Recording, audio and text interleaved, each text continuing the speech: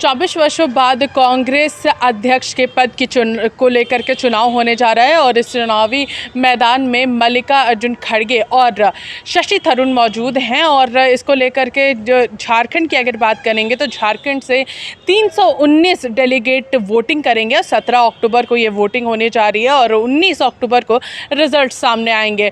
तो इन सारी चीज़ों को लेकर के हमने झारखंड के कुछ डेलीगेट से बातचीत की। हम लोग सीधे सुनते हैं उनका क्या कुछ कहना है। 32 साल के राजनीतिक करियर में फर्स्ट टाइम हम लोग वोट देने की स्थिति में आए। पीसीसी डेलीगेट तो मैं लगता है पिछले 20 सालों से हूँ, लेकिन पहली बार हम लोग को वोट देने का, और ये बहुत गौरवान्वित महसूस कर रहे हैं हम लोग कि एक अदना सा कार्यकर्ता भी राष्ट्रीय अध्यक्ष को चुनेगा। ये दूसरी पार्टियों में नहीं मिलेगा।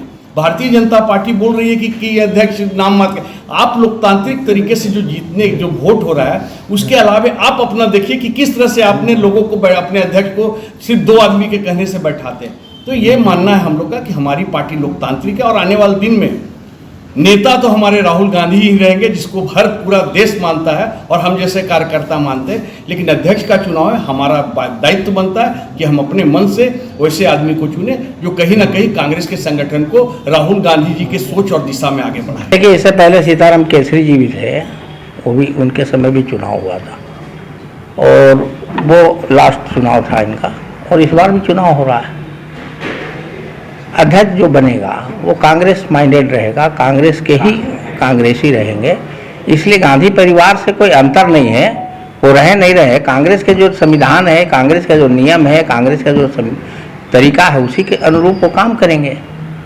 इसलिए जो भी वोटर हैं उनको, जो वोटर हैं जिनका, वो वोट देंगे। आपके पास ये कितना मौका है चुनाव करने का? इससे पहले कब आपने पार्टिसिपेट किया था? हम इससे पहले सीताराम केसरी जी का चुनाव में पार्टिसिपेट किए थे, उससे पहले भी सोनिया जी का चुनाव हुआ था, उसमें भी किए थे। लेकिन लास्ट चुनाव सीताराम केसरी जी का हुआ था, उसमें भी हम वोट किए। देखिए, राष्ट्रीय अध्यक्ष के चुनाव में हमारे 320 वोटर हैं जो पीसीसी के डेलीगेट हैं, वो वोट करेंगे।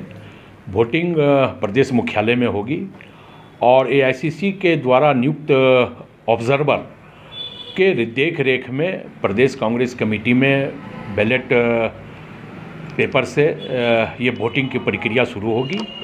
और हमें लगता है कि बहुत दिनों के बाद कांग्रेस में वोटिंग की प्रक्रिया के तहत राष्ट्रीय अध्यक्ष का चुनाव होगा।